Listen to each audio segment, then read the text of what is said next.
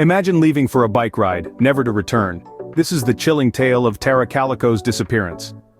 In the late summer of 1988, a vibrant young woman named Tara Calico set off on a bike ride in the quiet town of Belen, New Mexico. Little did anyone know it would be the last time she was seen. As the hours ticked by and Tara failed to return, worry turned into fear. Tara was nowhere to be found. Her bike, her belongings, and Tara herself had seemingly vanished without a trace. But the mystery only deepened a year later when an unexpected lead emerged nearly 2,000 miles away in Florida. A disturbing Polaroid photo was found in a convenience store parking lot. It showed a young girl and boy both bound and seemingly in distress. The girl bore an uncanny resemblance to Tara. Tara's mother was convinced it was her daughter, but there was never enough evidence to conclusively prove it was Tara in the photo. Theories abound, leads have been followed, but the truth remains elusive. The girl in the photo, was it Tara, or was it someone else?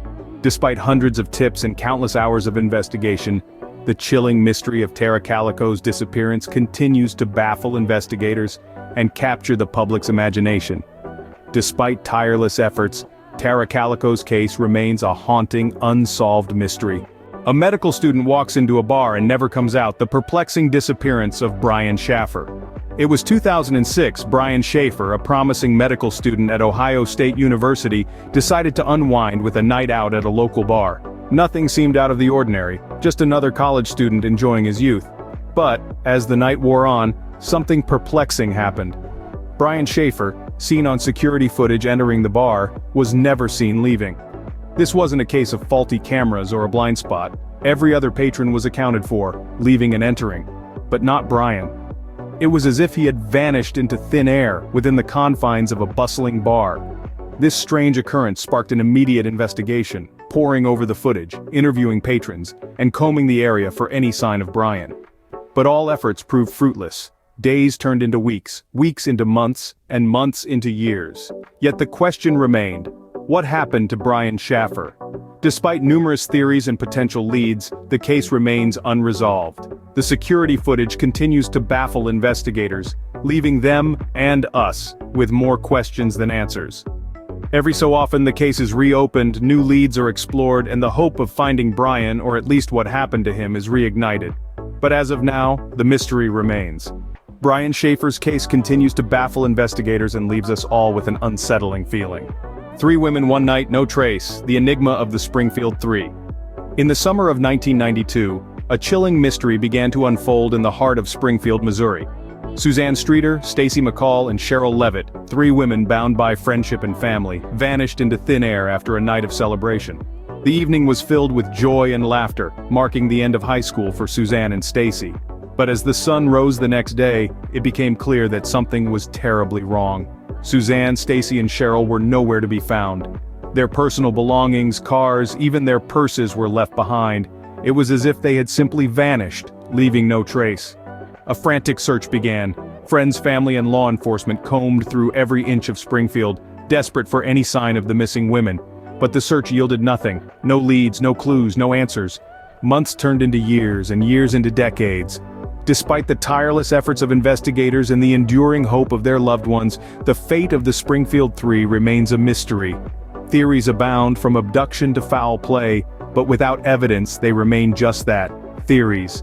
The disappearance of Suzanne Streeter, Stacy McCall, and Cheryl Levitt is a haunting reminder of the fragility of life and the mysteries that can lurk in the shadows.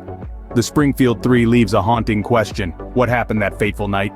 An entire village deserted overnight, the Eerie Anjikuni Lake incident. Imagine this. It's the year 1930 in the frigid northern reaches of Canada. A lonely fur trapper named Joe LaBelle seeks refuge from the cold in a familiar Inuit village near Anjikuni Lake. But as he approaches, something is amiss. There's no smoke rising from the chimneys, no children playing in the snow, not a single soul to be found. The village, once teeming with life, is eerily silent, as though every inhabitant vanished into thin air. LaBelle, alarmed by the unsettling quiet, investigates further. He finds the villagers' possessions left behind. Food still in pots, dogs starved to death, even a child's half-mended sealskin coat discarded in mid-stitch. It's as if the villagers were interrupted in the midst of their everyday lives and disappeared without a trace. Overwhelmed, LaBelle alerts the Canadian authorities. When they arrive, their investigation only deepens the mystery.